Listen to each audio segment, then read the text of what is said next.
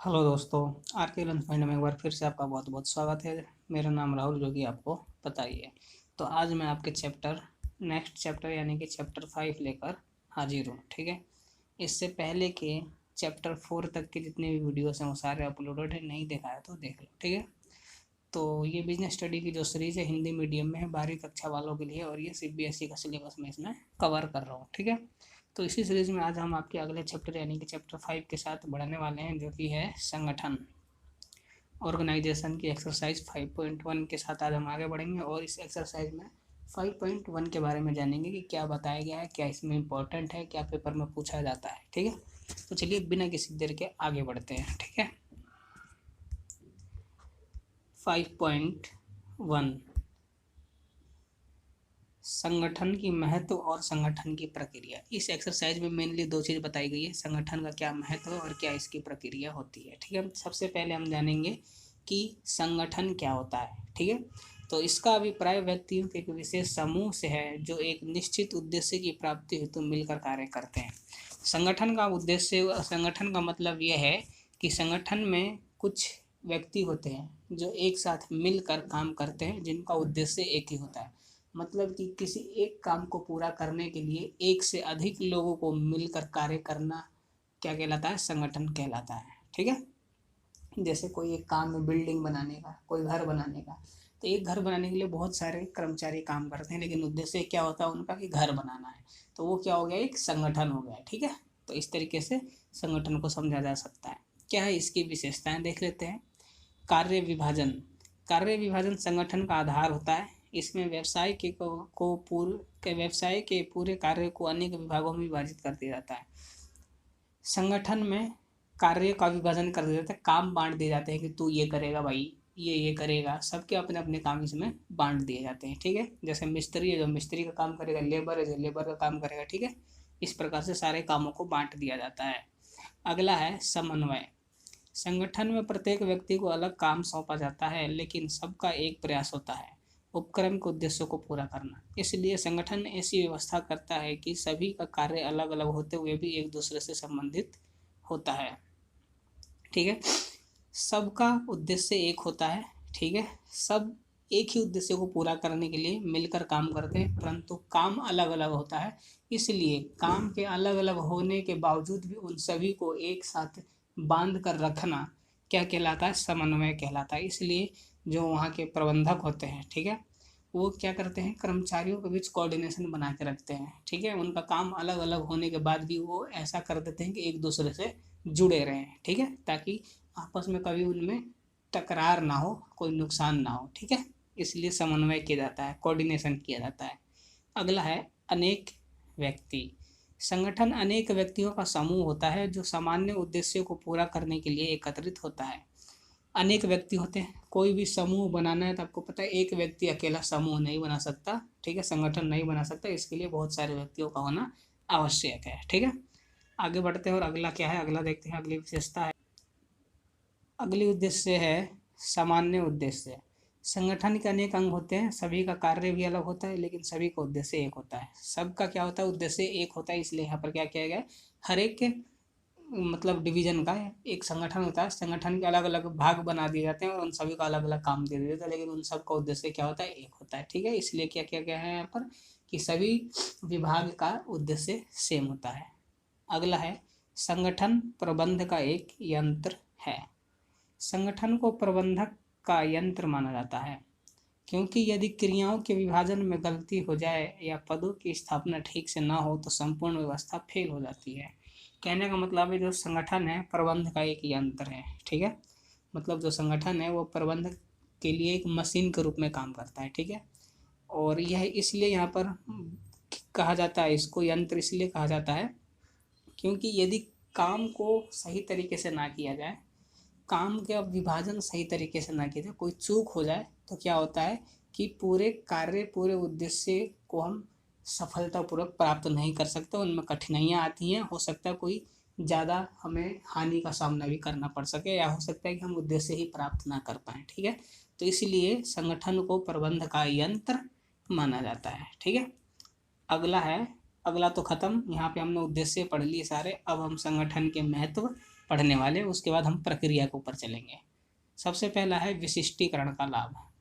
इसमें व्यवसाय के पूरे कार्य को अनेक उप कार्यों में विभाजित कर दिया जाता है और प्रत्येक व्यक्ति को वही कार्य दिया जाता है जो वो बार बार करता है, जिससे विशिष्टीकरण के लाभ प्राप्त होते हैं। विशिष्टीकरण का मतलब होता है विशेषज्ञ, स्पेशलिस्ट। इस जब काम का विभाजन किया जाता है तो एक प्रत्येक कर्मचारी को वही काम दिया जाता है जो कि वो पहले से लगातार करता हुआ आ रहा है, जिससे कि उस कर्मचारी को क्या हो, विशिष्टीकरण के लाभ प्राप्त हो और वो उस कार्य का स्पेशलिस्ट बन जाए। ठीक है, तो इससे क्या होता है, विशिष्टीकरण का लाभ होता है। अगला है कार्य संबंधों में स्पष्टता। संगठन में कर्मचारियों के मध्य कार्य संबंधों को स्पष्ट कर दिया जाता है कि कौन किसको रिपोर्ट करेगा। मतलब कि जब संगठन में कार्य बांटे जाते हैं तो उसके प्रति उनको उत्तरदायी भी ठहरा दिया जाता है कि भाई तुम्हारा ये काम है और ये काम हो जाने के बाद तुम इसको रिपोर्ट करोगे। ठीक है, तो हर चीज़ पहले से ही बता दी जाती है, कौन किसको रिपोर्ट करेगा, कौन किसका बॉस है, कौन किसका कर्मचारी है, कौन किसके अंडर में काम करेगा। इसलिए यहाँ पर क्या होता है, संबंधों में स्पष्टता होती है, कोई भी इधर उधर नहीं भटकता, समय बर्बाद नहीं होता है। अगला है संसाधनों का अनुकूलतम उपयोग। संगठन में कुल कार्य को अनेक छोटे उप कार्यों में विभाजित कर दिया जाता है। प्रत्येक कार्य को करने वाला एक अलग कर्मचारी होता है, जिससे संसाधनों का अनुकूलतम उपयोग होता है।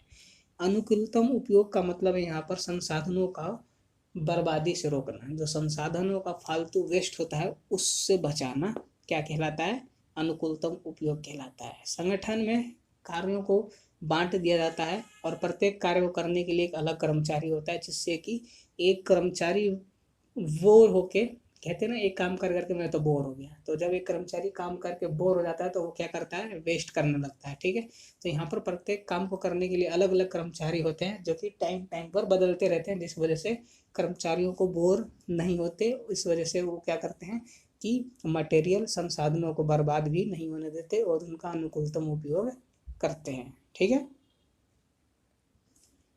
अगला है परिवर्तन में सुविधा। संगठन प्रक्रिया एक संस्था को इस योग्य बना देती है कि वह कर्मचारियों से संबंधित परिवर्तन आसानी से सहन कर लेती है।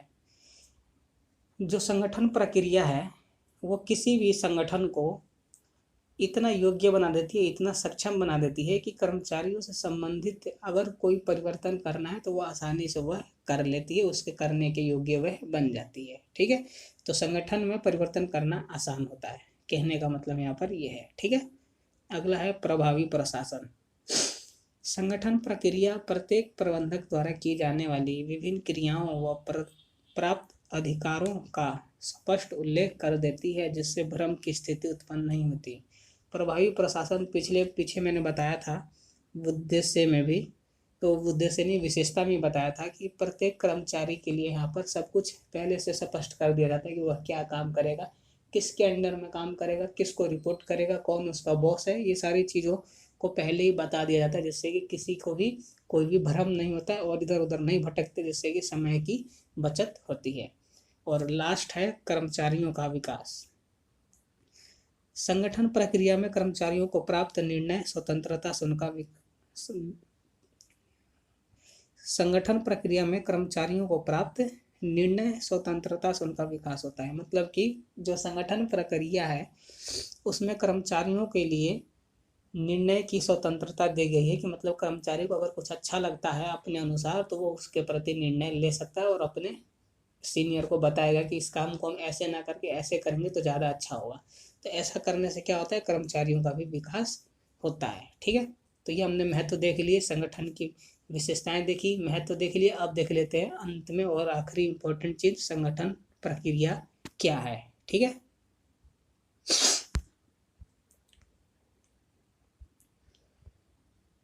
सबसे पहला है कार्य की पहचान एवं विभाजन।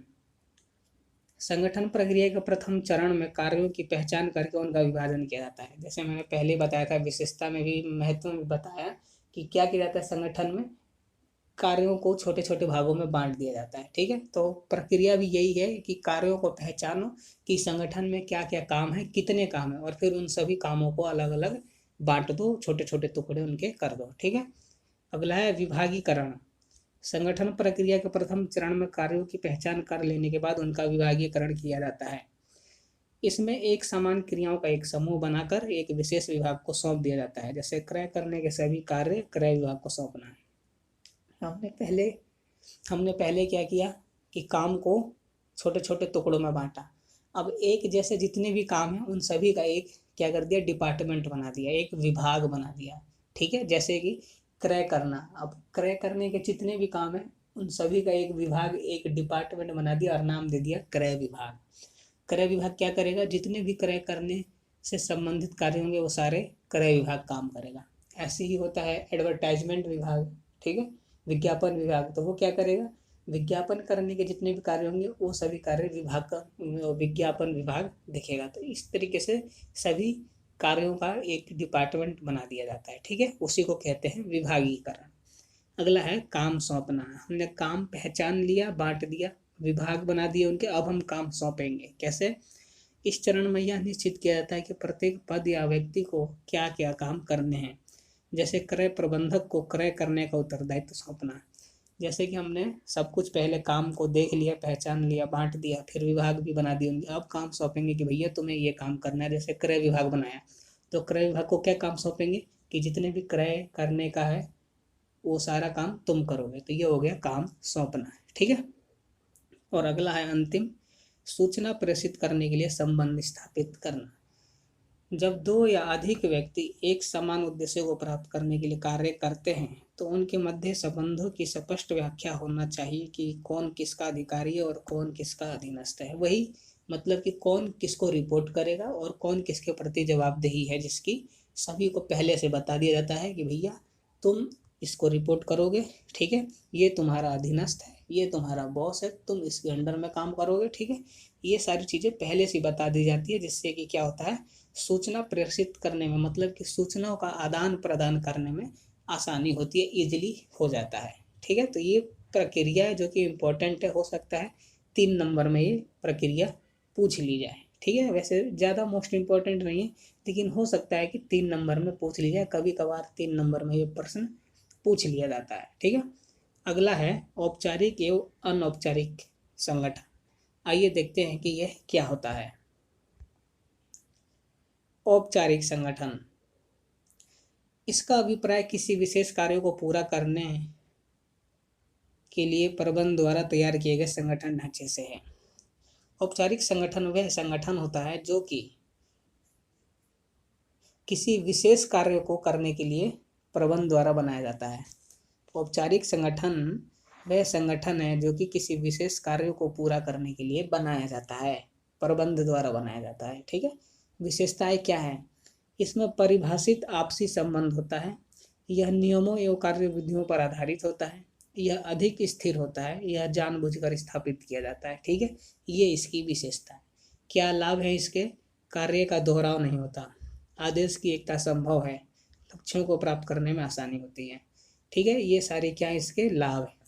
और क्या है इसकी सीमाएं, काम में देरी होती है, पहल क्षमता की कमी होती है। कोई भी आगे बढ़कर ये नहीं कहता कि हाँ ये काम मैं कर लूँ, सब सोचते हैं कि ये काम ये कर लें, मतलब एक दूसरे के ऊपर टालते रहते हैं, जिसकी वजह से काम में देरी होती है। ठीक है, तो ये तो है औपचारिक संगठन। आप देख लेते हैं भैया अनौपचारिक संगठन भी है। क्या होता है अनौपचारिक संगठन, इसके बारे में भी जानना आवश्यक है।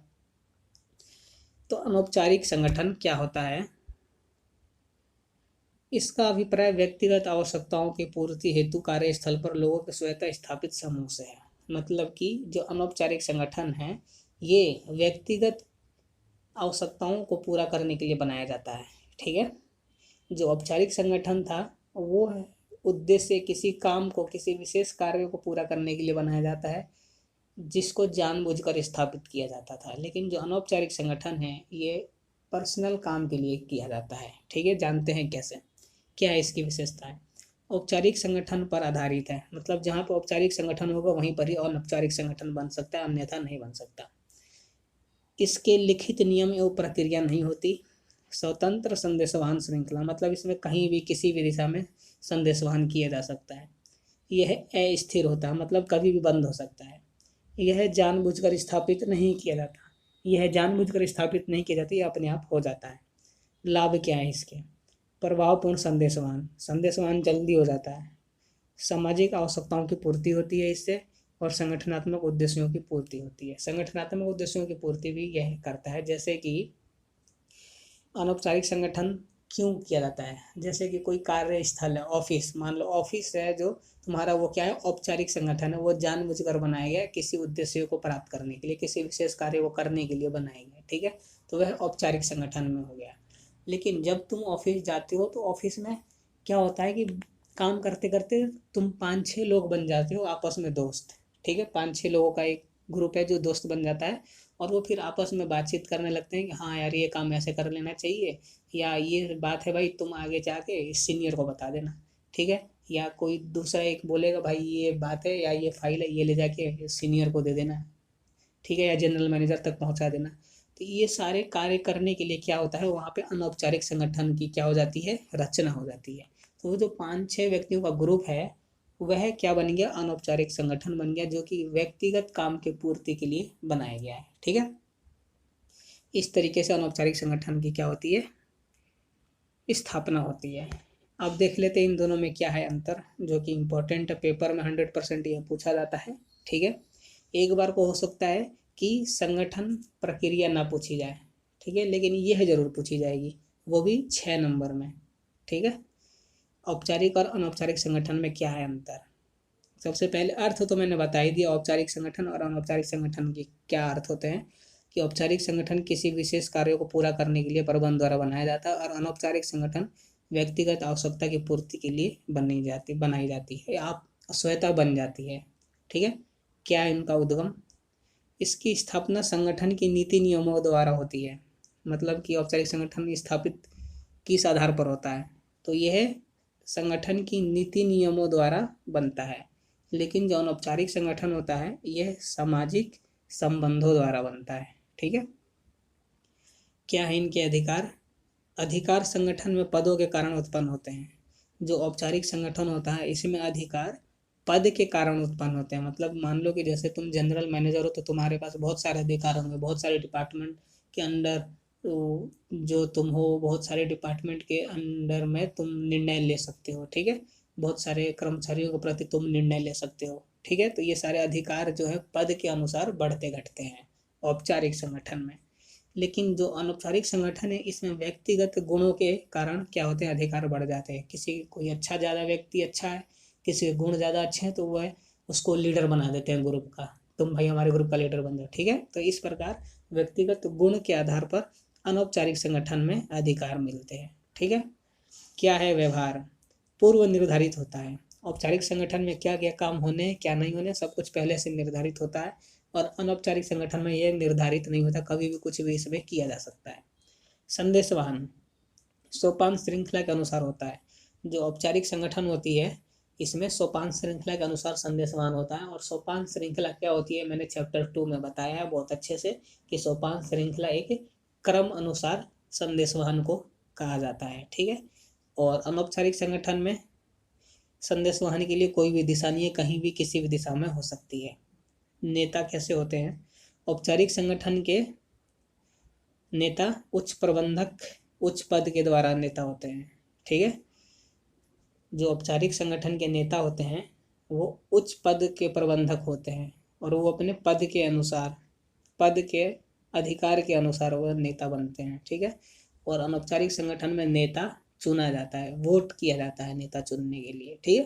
तो ये है औपचारिक और अनौपचारिक संगठन में अंतर। मैं आशा करता हूँ कि समझ में आ गया होगा। अगर कुछ भी समझ में ना आया हो तो बेझिझक नीचे कमेंट करके हमें बता सकते हो कि जी मुझे ये समझ में नहीं आया, कृपया दोबारा बताएं, ठीक है। जिससे मुझे भी पता चलेगा कि हाँ यहाँ पे तुम्हें दोबारा बताने की ज़रूरत है।